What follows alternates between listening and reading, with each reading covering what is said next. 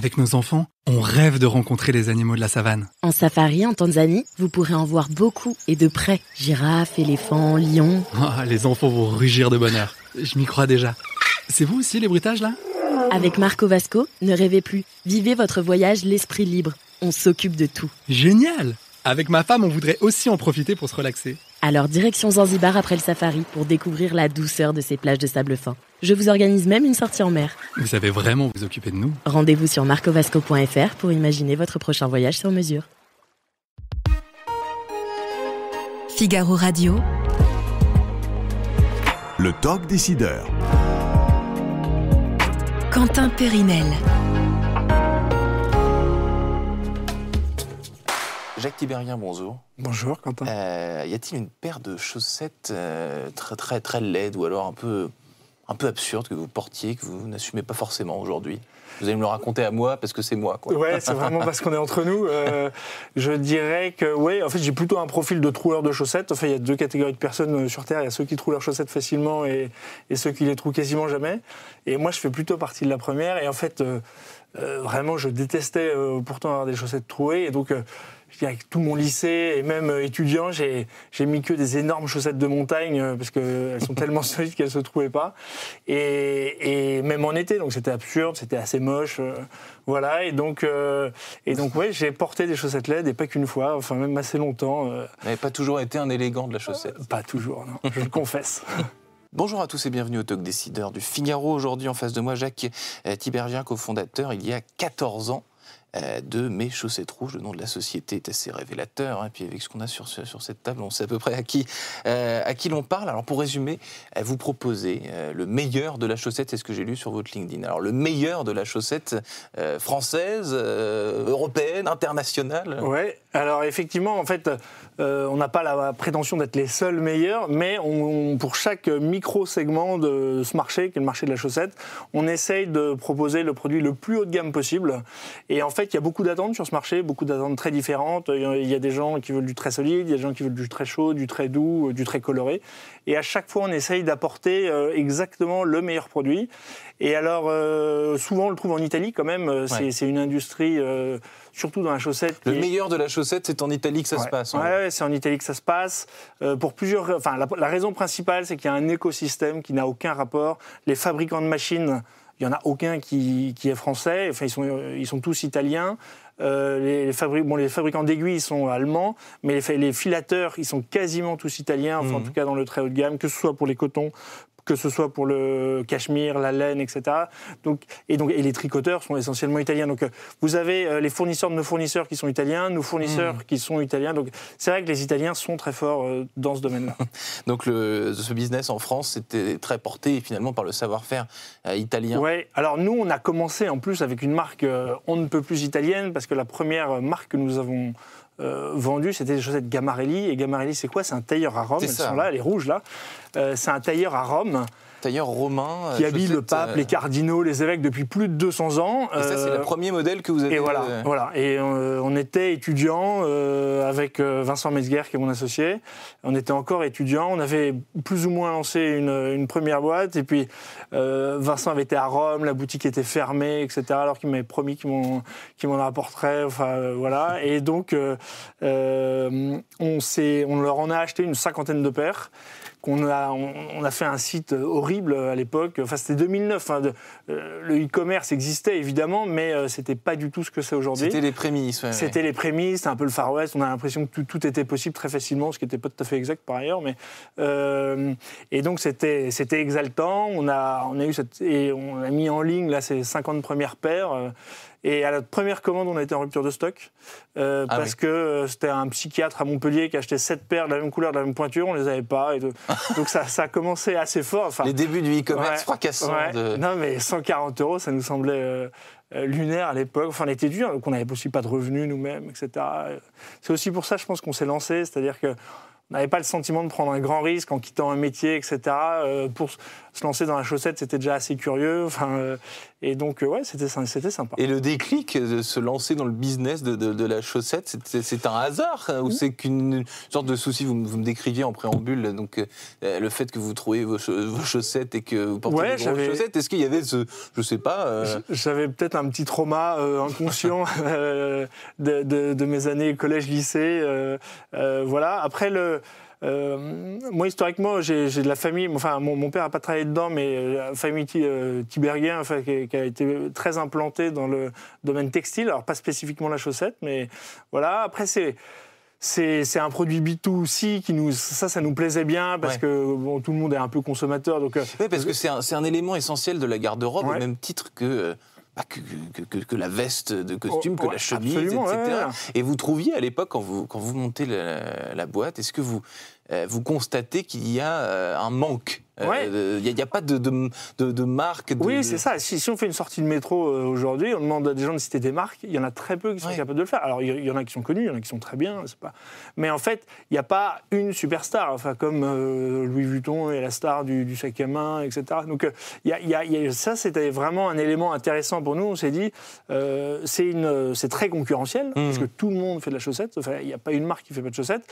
Et en même temps, c'est une concurrence qui est très diffuse et très peu concentré en un seul point. Donc ça, c'est vraiment quelque chose qui nous a attirés et qui nous a fait persister. Et puis voilà, petit à petit, on a étoffé notre offre jusqu'à avoir l'offre qu'on a aujourd'hui où il y a plus de 700 modèles. J'allais vous demander, 700 modèles, et depuis ce client montpelliérain, depuis votre clientèle ressemble à quoi? Donc évidemment... Alors on a une clientèle surtout masculine, alors pour plusieurs raisons. D'abord parce que notre offre initiale est plutôt masculine. Ensuite parce que les hommes mettent plus de chaussettes que les femmes, qui une bonne partie de l'année sont pieds nus. Voilà. Ensuite, donc surtout masculine. Après, c'est quand même 30% d'achats faits par des femmes, pas forcément pour elles-mêmes, mais voilà. C'est en constante progression. On a beaucoup orienté vers une offre, notre offre vers aussi quelque chose de plus féminin. On a aussi voilà, donc, et on a deux types de clientèle, je dirais. Il y a la clientèle qui achète pour elle toutes ses chaussettes, qui vient chez nous. Globalement, c'est des gens qui vraiment CSP++, comme on dit. Enfin, voilà, des gens qui ont un certain niveau de revenus et qui aiment bien le vêtement, le détail, et pour qui s'habiller est plus un plaisir qu'une contrainte, disons. Des gens qui ont du goût, enfin voilà. Et ensuite, il y a aussi une grosse partie de notre clientèle qui est une clientèle cadeau. Alors, parce nous, on vend énormément à Noël. Les chaussettes, ça s'offre. Ça s'offre, ah bah bien sûr, c'est un excellent cadeau même. Là, en fait, au même titre qu'un livre ou c'est vrai. En fait, c'est toujours très utile. On est sûr que la personne les mettra, enfin surtout quand elles sont bien. Et c'est très sympa. Après, il y a beaucoup de nos clients qui offrent. Enfin, c'est un objet du quotidien très haut de gamme. C'est toujours quelque chose de sympa à offrir. Et c'est de ce point de vue-là, les chaussettes remplissent ce rôle. Donc on parlait, vous avez apporté plusieurs modèles. On parlait de celui-ci qui est iconique, donc italien, dont on parlait tout à l'heure. Popularisé par des premiers ministres qu'en ont mis. Enfin, François Fillon, c'est ça. Oui, Balladur avant lui, et puis voilà. Exactement, donc porté par les personnalités politiques, les dirigeants d'entreprises, etc. Comment vous avez étoffé, là, par exemple, cet autre modèle? Comment est-ce que vous avez étoffé votre vous disiez 700 références, comment est-ce que vous avez construit ce catalogue de la chaussette? Ce qu'il faut, c'est à la fois avoir une clarté dans l'offre, parce qu'il ne faut pas trop... faut pas assommer le client, l'embarras du choix, c'est plutôt mauvais pour le commerce, j'ai tendance à dire. Et ensuite, il faut quand même répondre à un maximum de besoins. Donc, on essaie d'avoir des catégories qui sont très simples. Donc, il y a les chaussettes très légères, pour ceux qui veulent beaucoup de légèreté. Les chaussettes très solides, donc, qui m'auraient intéressé, exactement. Donc, là, on a au test de la Martindale, qui est un abrasimètre, les chaussettes de ville les plus solides au monde. Et ça, vraiment, c'est une gamme qu'on a lancée il y a 5 ans et qui, année après année, rencontre le plus de succès, parce que c'est vraiment une très, très grosse attente. Voilà, il y a des gens qui veulent bien investir sortir dans leurs chaussettes, mais à condition que ça tienne. Et après, il y a les chaussettes qui tiennent chaud, donc la laine, c'est super. Les chaussettes et le cachemire, d'intérieur, même peut-être et aussi, on fait des chaussettes d'intérieur. Ouais. Après, on fait des chaussettes d'intérieur, on fait des chaussettes de ski, on fait des chaussettes de sport, etc. On fait tout. On essaie, on fait jamais tout, parce que toujours des clients qui viennent et qui disent il paraît que vous avez tout, alors qu'est-ce que vous avez dans les chevrons de vert et jaune moutarde? Non, ça, on n'a pas. Avec des motifs particuliers, d'une matière très particulière. On a que 700 modèles. Mais justement, c'est amusant parce que vous dites, il y a un client qui vient et qui veut quelque chose de très pointu. Est-ce que vous diriez que là, en 14 ans d'expérience, le client, est-ce que l'amoureux de la chaussette existe de la même manière qu'existe l'amoureux de la basket, l'amoureux de la casquette? Enfin, il y a toutes sortes de gens qui sont amoureux d'un truc spécifique de la garde-robe. La chaussette, elle il y a vend en quelques fou, fétichistes un peu, des types qui adorent, qui ont un peu des tocs. Il y en a qui veulent toujours avoir plusieurs paires neuves, mais donc pas ouvertes, au cas où. Décoratif, quasiment. Quasiment. Dans le dressing. Il faut des paires neuves. Il y a des gens qui veulent avoir qui ont plusieurs résidences, ils veulent strictement les mêmes dans chacune de leurs résidences. Il y en a qui veulent... il y a beaucoup de gens très un peu fanatiques, je dirais, qui veulent des choses extrêmement précises. Et heureusement, on est là. Il se trouve qu'en plus, on a la seule offre au monde de chaussettes sur mesure. Donc, on a un atelier à Paris, donc on fabrique intramuros, à Paris intramuros des paires de chaussettes sur mesure. Et donc là, dès qu'il y a un client vraiment très très précis, on peut l'envoyer vers l'offre sur mesure et normalement on peut finalement lui trouver ce qui lui convient. Parce qu'aujourd'hui, donc, vous avez deux boutiques. Vous avez une boutique parisienne et une boutique à Lyon. Oui, exactement. À Paris, typiquement, là, vous parliez de ces amoureux de la chaussette qui veulent toujours avoir des chaussettes pas encore déballées, etc., qui n'ont pas encore servi. Est-ce que vos clients, est-ce que vous pouvez prendre le pouls de la génération, c'est-à-dire est-ce que vous avez plutôt des jeunes, plutôt du quinquas, vous disiez que c'était très CSP+, mais est-ce que toutes les tranches des générations sont représentées? Oui, alors nous la tranche la plus représentée, je dirais que c'est le 30-45, 30-50, ça c'est très représenté chez nous. On a aussi quelques jeunes, très jeunes, qui ont un peu le plaisir, ce qu'on appelle sartorial, c'est-à-dire qui aiment bien s'habiller, qui s'intéressent beaucoup aux vêtements, qui regardent des chaînes YouTube de vêtements, qu'elles soient françaises, américaines, anglaises, etc. Donc ça fait partie de notre clientèle. Et c'est sûr, voilà. Et après, on a des femmes qui cherchent plutôt les choses très chaudes. Alors, et là, c'est tous les âges.